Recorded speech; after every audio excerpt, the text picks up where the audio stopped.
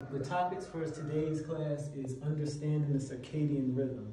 So first, I would like to ask, what is your definition of rhythm? When you think of the word rhythm, what comes to mind? Usually like the music in terms of staying on beat. Correct, right. And that's, I think, most people's definition of rhythm. When we say someone has good rhythm, that means they can keep a beat. So I would ask you, imagine if you saw a person and they was playing music and they had no rhythm. Do you think they belong on the dance floor? No. Where do they belong? They belong like on the street somewhere. They're on the street, outside the dance floor. Yeah. So what I want you to do is use that as an analogy. Just as it's good to keep a rhythm when you're listening to music, we also are supposed to keep a rhythm when there's no music playing.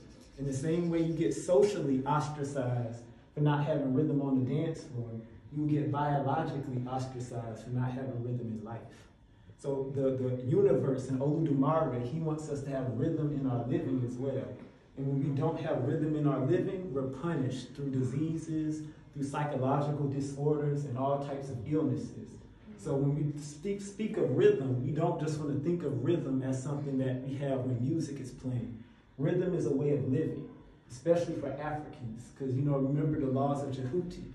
Remember, one of the laws of Jehuti was what? Rhythm. Yeah. That was one of his 7 laws. And think about the book of Coming Forth by Day. That was about walking into light. And we're going to talk about how light specifically is related to our regulation of our rhythm. And that's what the circadian rhythm is about. It's about regulating the rhythm in response to the light that we absorb in our environment. So first, we want to define what is circadian rhythm. Circadian rhythm, it comes from the words cir and dias. So circadian, it means around the day.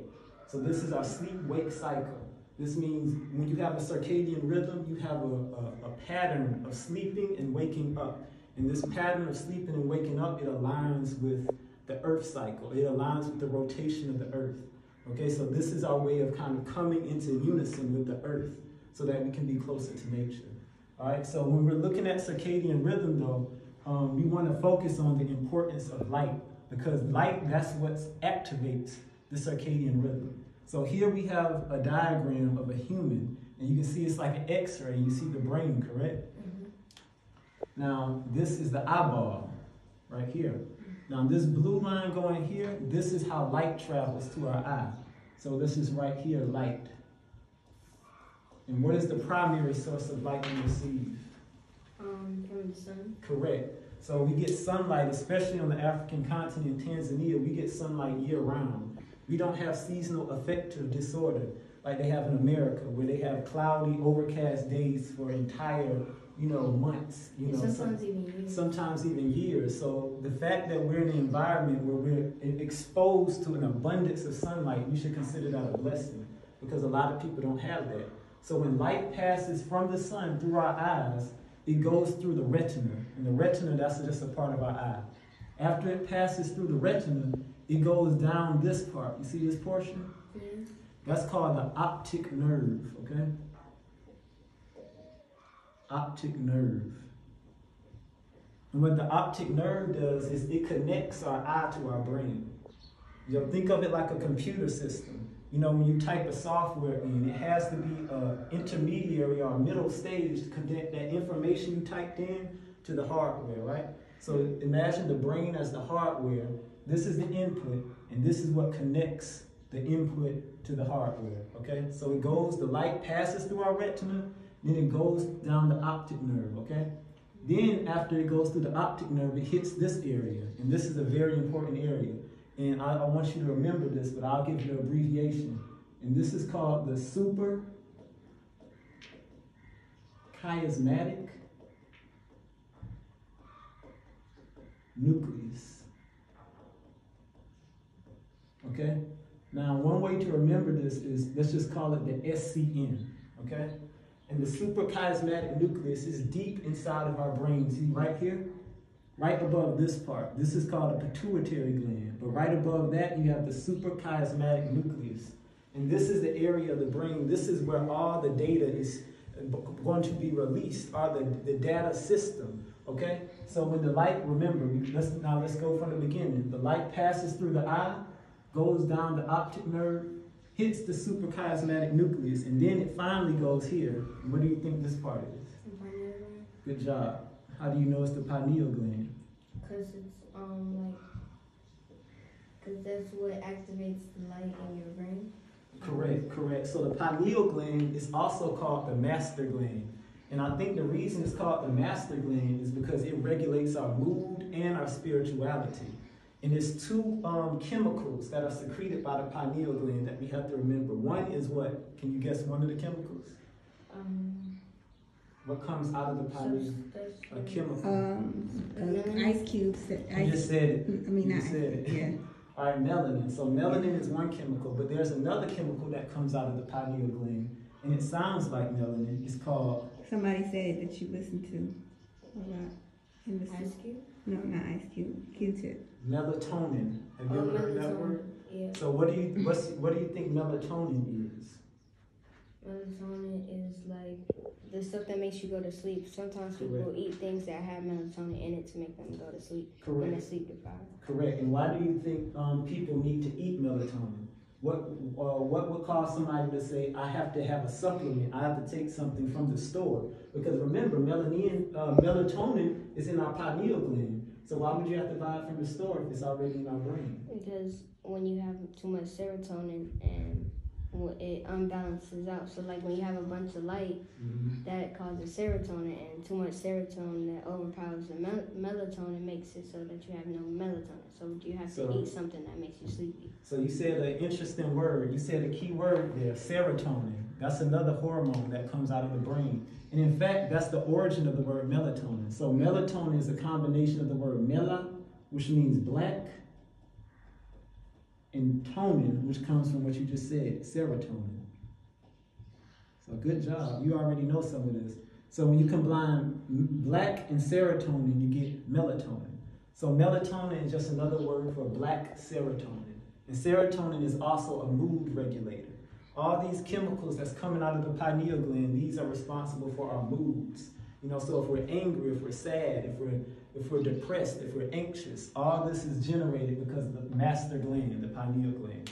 And the reason why people have to take melatonin is because of what I said earlier. In America and in places outside the African continent, they aren't getting an abundance of sunlight.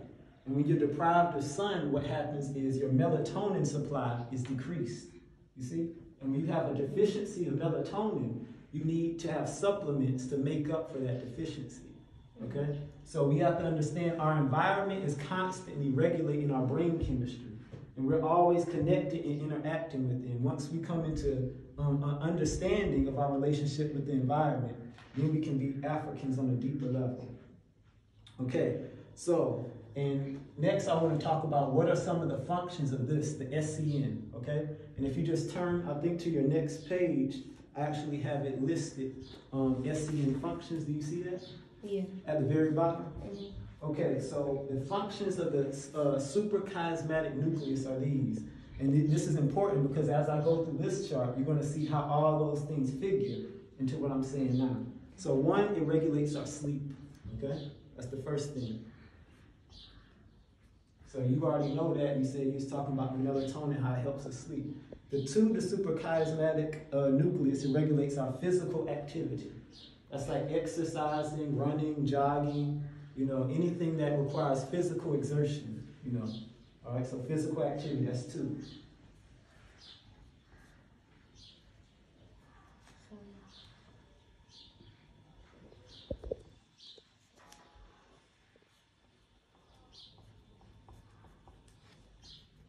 Okay? The third part it regulates is our alertness. Okay? That's alertness. That means you're always on task. You can respond quickly, like in rapid fire. So if I'm saying, what's this? You're like, it's over there. What's that? It's over there. So your reflex skills are heightened because of your SCN, the SCN part of your brain. So that's alertness. Okay? 4, it regulates your hormone levels. And that's what I was talking about, the melatonin, and you mentioned serotonin. Both of those things are hormones. Okay? So it regulates our hormone levels. And you just put hormone. So your immune system. And that's very important for people in America today because their immune systems are constantly under attack by the food, by vaccines, and all types of other environmental stuff. So we have to make sure that our immune systems are being fed and nourished daily. And then lastly, it regulates our digestion, okay? That's how we process food in our stomachs. So we don't have constipation and waste buildup. You know, that can always lower your life chances, because what it does, it messes up your colon. You get like colon cancers from that. That's what happened to Fife Dog. Yeah, exactly. Yeah. Well, Fife Dog, he had diabetes. Yeah, But you think Black of Panther, Black Panther, Chadwick Boseman. he had So colon he cancer. had colon cancer. And that comes from unregulated digestive system, okay? Because you're not digesting and metabolizing food at a healthy rate. Okay? So next, what are we going to go to? And also, this is another thing about circadian rhythm before I go into the chart. The circadian rhythm, studies have shown that it's passed through genes, meaning it's hereditary. So that means if I have a bad circadian rhythm and I don't do anything to help heal that circadian rhythm, I can pass that lack of rhythm to my child. And then my child can pass that lack of rhythm to their child. So we have to remember, when we're regulating our circadian rhythms, it's not just about us, but it's about our children, right? It's about everything we do. We have to understand that this doesn't just affect us. It affects generations down the line. So, okay? So this is something that transcends just the individual self. It's about our people. So like a certain amount of sunlight, you could pass that on. Not the sunlight, but the chemical. The Say, chemical. for example, if I live in an environment where sunlight is very deficient, and I develop mood disorders because of that deficiency of light, then that mood disorder can also manifest in my child. So, for example, if I'm depressed, or if I got bipolar disorder, and that bipolar disorder and depression gets worse because I'm living in darkness all the time, then what's going to happen is my child is also going to be depressed and likely to have bipolar disorder. So at 7 o'clock, you have your highest body temperature. And your highest body temperature, again, that's just a build off of what happened at 6:30, which is your high blood pressure. So your blood pressure and your body temperature are increasing at the same time at this point, okay? That means you're getting a rush of energy, okay? Then at 9 o'clock, this is very important, critical. Melatonin secretion starts. So like your tiredness. Yes. Now, what time do we normally have you go to bed? It's not at 9 all the time, but it's usually 9. It's usually 9, and that we do that purposely. Now, we didn't know this chart, but we know, because I know when I was younger, that was my bedtime, and it seems like that's the standard bedtime for most children. Yeah. And parents do that because they know that that's when the melatonin begins to secrete. That's your brain telling you time to go to bed, time to rest. The chemicals are being released, and they're saying you have to prepare for a new sleep-wake cycle. You know, just like if you had a computer on all day, what happens? It gets hot, right? Yeah. You know, so you don't want to overheat. It starts going slow. It starts going slow. It starts malfunctioning. Stuff start freezing. So the screen windows start freezing. So at that point, that's the computer saying, shut me down. I need a rest. And your body, you have to treat it the same way. When your body gets tired, it starts to tell you. It signals to you, go to sleep, okay? And that's something a lot of Americans can't do. Because remember when I was in America, I used to work late at night? Yeah. I used to be working outside where I was supposed to be asleep. That means all the melatonin was being secreted in my brain. And my brain was telling me, go to sleep, go to sleep. But I had to keep working. You see, and you were surrounded by a bunch of lights. Yeah, sound and noise pollution. That's what they call it. And that's one of the risk factors when it comes to disrupting our circadian rhythm. All right? At 9:30, what do we have? 9:30, we have, let me see, melatonin secretion. 10:30. Hold on. Oh, I'm sorry. 10:30. That should be 10:30. Not 9:30. So you can change that. Okay. So at 10:30, what we have is bowel movement suppressed. Okay? Meaning, and this is important about when we eat, because what the ideal time to eat is like around the time we just ate, around 1 o'clock, okay? And the reason that is when you eat late at night, your digestive system isn't going to be able to get that food out of your system. So what happens is waste starts to accumulate. And that's how you get constipation and, like I said, the colon cancer and things like that. So you want to make sure you eat early. So by the time it gets 10:30, you'll be asleep and your digestive system will suppress the urge to go to the bathroom. Okay? So this is, again, how the body regulates itself. You see, like the body is like a very well-calibrated machine. Yeah, it's like it does things a certain time. Yes, a certain time, on an order, on a schedule. And if you violate that schedule, they punish you. They say, you didn't go to sleep when you're supposed to, now I'm going to make you constipated. You didn't go to sleep when you were supposed to, now I'm going to make you tired in the middle of the day. Or now I'm going to make you depressed. I'm going to make you depressed. I was about to smack the junk out of you. Go to bed. I'm going to make you bipolar. All these things they're making you feel because you're not operating on the system that the Creator gave us. Okay? So your bowel movement is suppressed at 10:30. Then midnight, you should already be asleep by this time. Now you're asleep. What happens at 2 a.m.? This is when you're in your deepest sleep. Or sometimes they call this Rem Sleep. And I'm going to talk about the sleep patterns after I get through this. And specifically, I'm going to distinguish between how white people sleep and how Africans sleep. But this is called your deepest sleep. Okay? This is the part of sleep where you're not engaging with the outside environment anymore. You're just in the dream world. Okay? So that's your deepest sleep. All right, and then 4:30, that's when you have your lowest body temperature.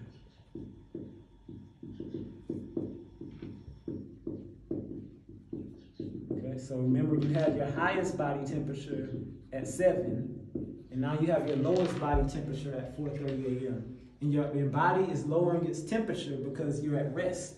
You see, there's no reason your temperature should be rising at this hour, because this is the hour your body rests.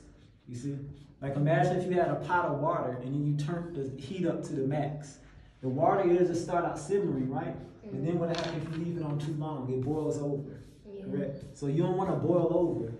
That means you want to make sure there's a moment in your daily circadian rhythm where the water can settle down. When you turn the heat down and everything settles into a kind of even, stabilized state. This is called stabilization. So you go up and you come down. Up, come down. It's like a wave, you know, kind of like that. See? But make sure you're on that, see? Like your heartbeat. Like a heartbeat. You don't ever want to go up too high or down too low. You want to always have a balance, okay? That's called ma'at. You want to have a ma'at in your life, a structure and a harmony, all right? At 6 o'clock, this is when sunrise starts to begin, okay? Now, some people are asleep here, some people are awake. It usually depends on their work cycle, you know, and that's the thing that we have to confront is a lot of the ways we organize our lives is not based on this circadian rhythm. It's based on our responsibilities and our money-making projects. But at the same time, we want to make sure those money-making projects don't interfere with our health. Okay? So at 6 o'clock, that's when you have sunrise. Then at 6:45, you have the sharpest rise in blood pressure. Okay? Again, notice this fluctuation in blood pressure. This always is correlated with whether you're awake or not. You see, so when you're awake, that's when the blood pressure shoots up. It goes, it's like you turning a light on, basically. Or it's like you're putting a hot fire under, to use the analogy, under the pot. So it's like boils instantly, almost. Yeah. So that's what happens at 6:45. You know, as the sun is rising, your blood pressure is also rising, you see? So it's a harmony between the planets and the cosmos and what's happening in your body, all right? At 7:30, melatonin secretion stops, okay? And the secretion stops because of what? Why do you think that? Because the sun is kind of like very high up now. But I mean, like, in terms of, you said melatonin, it makes you sleepy, right? Yeah. So what benefit would it be if you were sleepy at 7:30 a.m.? You see? You need the energy for the day, right? Right. So the melatonin stops secreting because they're saying you need your energy for the day, so it stores it. So think of throughout the day, you have melatonin that's stored in your brain. And it stays in that storage room until 9 o'clock. That's when they release it out. Go to bed. And doesn't the sun is what charges you throughout the day? Yes, so the sun is charging up your melanin. So just like we charge our phones? Yeah. Just like you would charge your phone. Mm-hmm. That's what the sun is doing for you during the day. Right. Or to use an analogy, and I don't like the analogy. I'm not going to use sheep. Let's say goats because we're in Tanzania. You know how people, when they say they want to go to sleep, they counting sheep? Yeah. Okay, let's think of it in terms of counting goats, okay? Now, imagine you have a bunch of goats in a pen, okay? And that's what, in the morning at 7:30, you're gathering all the goats and bringing them into the pen. And they stay in that pen all day. Then at 9 o'clock at night, they let the goats out. And now you're counting the goats. That means you're getting sleepy, you see? And then every morning, they bring the goats back into the pen, you see? So that's what's happening. They're storing and then they're releasing. Storing and then releasing on a cycle, okay?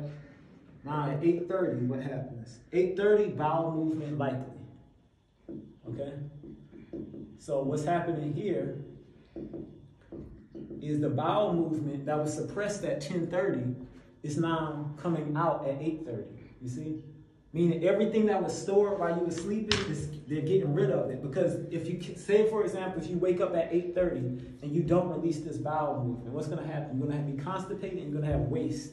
You see, that's going to slow you down. So this is a kind of a waste disposal system. You see, they say you accumulate waste and then you expel it.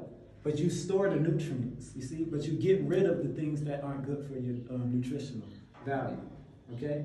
Then at 9 a.m., you have the high testosterone. And this is about hormones.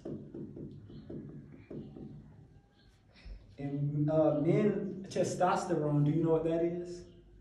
No. Okay, testosterone is the primary hormone that men have. All people have testosterone, women have it too, but men have more testosterone than women. The hormone that women have is called estrogen, okay? So you can think of it like Asar and Aset. So Asar is testosterone, Aset is estrogen. But when you add them together, what you get divinity, right? Mm-hmm. So you have to say, whenever you're talking about masculine, you're talking about testosterone. But again, women have it as well. But it behaves differently depending on if it's a man or woman. All right? What is it though? It's a hormone. Oh, it's like a chemical. Yeah, it's a hormone. So if for example, I'm trying to think of an example. So if you're a boy, you can tell just in our body language whether or not you have testosterone or estrogen. So if you're doing this, if you're running outside and you're doing this, beating your chest and saying what's up and like flexing and all that, that's testosterone. Okay, it's kind of an exaggerated level, but it's testosterone. You see, now if you walking around and you like playing with flowers and like if somebody just touched you like this and you be like, no, I wanna like you acting real like soft. That's not testosterone. That means a deficiency of testosterone. Okay, so testosterone it just regulates our behavior in a way. It's a hormone and it shows up in our behavior. Okay, and then at 10 o'clock. You have the high alertness, okay? I'll just write that here. High alertness. And again, notice all these things, they are beneficial to your survival, okay? Meaning when you're getting up in the morning, it will not benefit your survival if you have impaired alertness. All these things are good because not only do they maintain your physical health, but they protect you from threats, okay? So part of being military minded and having a good kind of balance in terms of your health is also understanding how your circadian rhythms protect you. This is your force field. Think of it that way. Yeah, okay, I just noticed something though. So like, if you look at the way you drew it on here, it's like lines going here, here. Yeah, that's it. Mm-hmm. So basically, if you think of it in the Congo cosmology chart, you do like this. Right, exactly. And notice that's an African thing, the circular function. And the negative, that just means is moving away from something but towards something else. Yeah. Moving away from something towards something else. Cyclical. That's just an aspect of African living. We always live in cycles. We don't live in linear fashion, we live in cycles, okay? All right, so next, what we're going to talk about is some of the sleep patterns, and then lastly, we're going to talk about the effects. So this is very interesting because, you need to write something? Okay. Yeah. I'm still like 10:30, we were talking. But this particular chart, this comes out of Dr. Africa's book, African Holistic Health. And what he's doing in his book is he's comparing the sleep pattern of the Yoruba with the sleep pattern of the African. Okay, so that's one of the things where you can see on a scientific level how different we are from our enemies, because we sleep differently, you see? Because they like to say we're all human, right? Well, if we're all human, why don't we sleep the same? If we're all human, why don't we secrete melanin the same? If we're all human, why don't we have the same rhythm? And that's another thing about white people. The fact that they can't dance with rhythm shows they're a rhythmless people. So all the societies they create are also going to lack rhythm. A rhythmless people cannot create societies that are rhythmic. They can only create rhythmless societies. And that's why Europe is so, it looks like it's about to rain like every single second of the day. Right, right. They have no rhythm. They cannot fit within the circadian rhythm I was telling you. So that's why it's so important as African people we separate. Because when we include ourselves into their societies, we're adopting a rhythm that is not in line with our natural rhythm, okay? All right, so this is the sleep pattern of the Yoruba and the sleep pattern of the African. So one difference you notice off the bat is notice the Yoruba has 7 steps to their sleep cycle, whereas the African has 6 steps to their sleep cycle. Now this is interesting because it overturns the stereotype. One of the stereotypes Europeans had about Africans is we love to sleep and eat. We just love sleeping because we're so lazy. Well, if we love sleeping, how come we only got 6 steps to our sleep pattern, but y'all got 7? Right. They're lazy, you see? They sleep more. And if we're so lazy, why you had us working on plantations? Exactly. Why are you crossing the entire Atlantic Ocean just to avoid doing some work? You see, all this stuff, and you see how science, when you know science, what you do is you overturn the stereotype. Because stereotypes are based on ignorance, okay? So when we have a scientific perspective, when we practice the science that our ancestors gave us, then we can laugh at people who say stuff like that because we know they're ignorant, okay? So the first stage in the Yoruba sleep pattern is they see pictures. Now, the pictures they see are very associated with simple things, meaning they're non-holistic, meaning they don't have any real symbolic depth. So they might dream, if they had a day where they was like playing basketball, they might have a dream about a basketball, but it has no significant symbolic value. Meanwhile, in the first stage of the African sleep pattern, they see holistic pictures. So you'll see a picture, and it might even be associated with something in the day, but there's a deeper symbolic meaning behind that picture. It's telling you something about your life, and oftentimes, I believe, it's telling you something about your ancestors. So that's important that we, as African people, learn to appreciate our dreams, not just as random images that show up in our head, but this is the way that we communicate with our deeper spiritual self. And that's why when I wake up every morning, I'll be like, I gotta tell Bo about this dream that I just had. Right. It's good. That's a good thing to do. Not only to speak your dreams, but also to write them down and record them. Because the more you write them down and record them, what you're doing is you're developing a relationship with your unconscious mind. Those parts of yourself that you keep locked away when you're awake. But if you were to figure out how to access, you would also access new aspects of your own power. Okay? So that's the first stage. In the first stage of the Yoruba, they just see pictures. But the African also sees pictures, but our pictures are holistic, meaning they have an origin. They're speaking about something that's very spiritual in nature. Okay? Second, what you have in the Yoruba sleep pattern is they feel the sensation of floating. Okay? Meaning they feel, sometimes they'll say it's out-of-body experience, almost like they're floating above the bed or they're in a sea of just infinite space. You know, like you remember that movie, Get Out, and the guy's falling? Like, I'm sure that's probably what it feels like, just floating in space, okay? Like it's happened to me before, but it's more visual, like I see like planets too. Right. Meanwhile, the African, in the second part of our sleep pattern, we also float, but the floating is in alignment with what's called cosmic cycles. And the cosmic cycles are Earth, the sun, the moon, and the stars. Okay? And actually the order is, Earth, sun, moon, stars.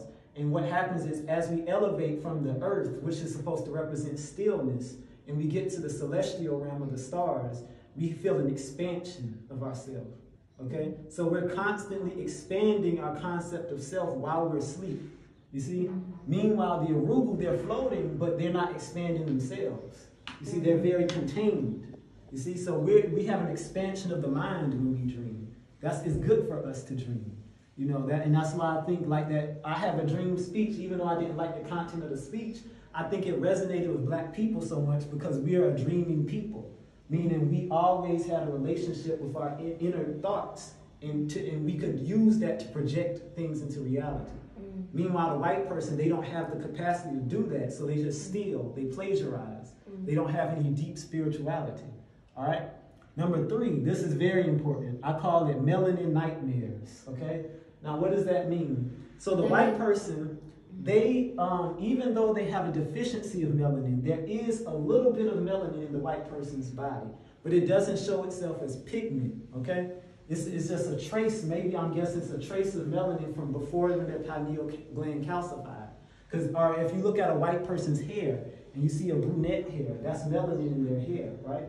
Or any dark part of the body, it's because it's melanated. But again, we have to remember, white people, we're talking about people without spirituality. People who are spiritual infants, you see? They don't know how to deal with spirituality. So when white people go to sleep, sometimes their melanin is activated. But instead of giving them inspiration, it gives them terror. You see? They have nightmares because the melanin that's in their brain is showing them what they are not. It's showing them their enemy, which is God. Okay? Seriously, their enemy is God. Because remember, melanin, they call it the seed of God. It comes out of the seed of God. The pineal gland is the seed of God. So if melanin is coming out of the seed of God, what does that make melanin? God, right? It's the God chemical. It's what Francis called the neurochemical basis for soul. Okay? So when white people, when they encounter the soul in their dream state, it strikes terror into their heart. And that's why they're afraid of black people. Because we represent what they see in their dreams. See, what they want to control. They cannot control it in their dreams either. And that's why it scares them. They see the darkness and they're afraid of it, okay? You can see that in the movies they make too. Right. The horror movies. The Disney movies, you see always this emphasis on darkness, right? This kind of virus is just covering up everything and swallowing it up in blackness. Right. That's their fear. Like Godzilla or King Kong. Yeah. You see, that's their fear of melanin, okay? Our Public Enemy, they said fear of a black planet, okay? That was one of their album names. All right, in the same stage for Africans, that's the stage where we have emotional movement. So that's when we get inspiration. That's where we feel either, triumph, we feel joy, we feel, I guess, grief sometimes. But it's a deep emotional center that's activated in our dream state. That's why we can sometimes wake up in dreams and we feel the emotion as if it's real, because it is real. Yeah, I remember one time I was dreaming about I was at school and I heard the alarm ringing, but I thought it was a bell, and I was like, "Shut up, shut up!" And then I woke up, I was like, "Shut up!" What? Yeah. See, your dream state and your living state are connected. Just because it didn't happen physically doesn't mean it's not real. If you feel it spiritually, it's real. Because remember, the base of everything is spirit, right? So if the base of everything is spirit, how is their dream not real? It's spiritual, right? Yeah, it's spiritual. Okay, so it's real.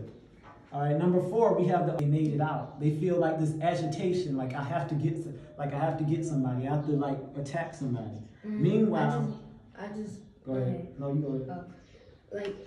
How white boys especially, they be using magnifying glasses, and then they make sure the sun is in the right direction, and then they kill the ants. Yeah. That's basically like arousal. I would have to kill something. Yes, that's called psychopathic behavior. That's like you get enjoyment out of seeing other things suffer. You see, that's what that is. And that arousal response is connected for white people to psychopathic behavior. So they even have a name for it. They call it sadomasochism. Meaning sadism and masochism means sadism, cruelty, and masochism, the person who's being punished enjoys being punished. Because they also have a history of punishing themselves for pleasure. And I think we should punish them and give them more pleasure. But a different type of punishment. One that they won't recover from. All right. And then finally, as they're having the arousal stage, we again, remember what I said, the African is what, cyclical, right? So what happens is once we get past the pineal vibrating, we make a U-turn.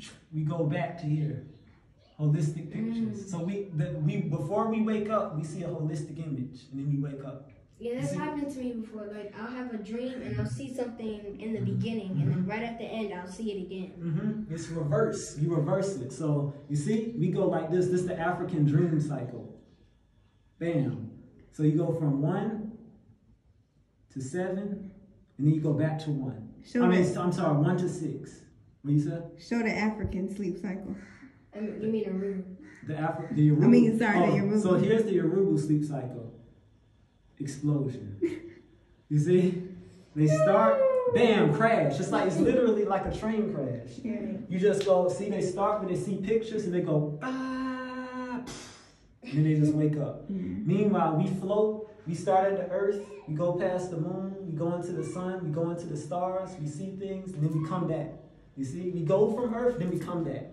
You see? They go from earth, and then they just, they blow up. You see? So again, you see, even in our dream state, you see the basic difference? Yeah.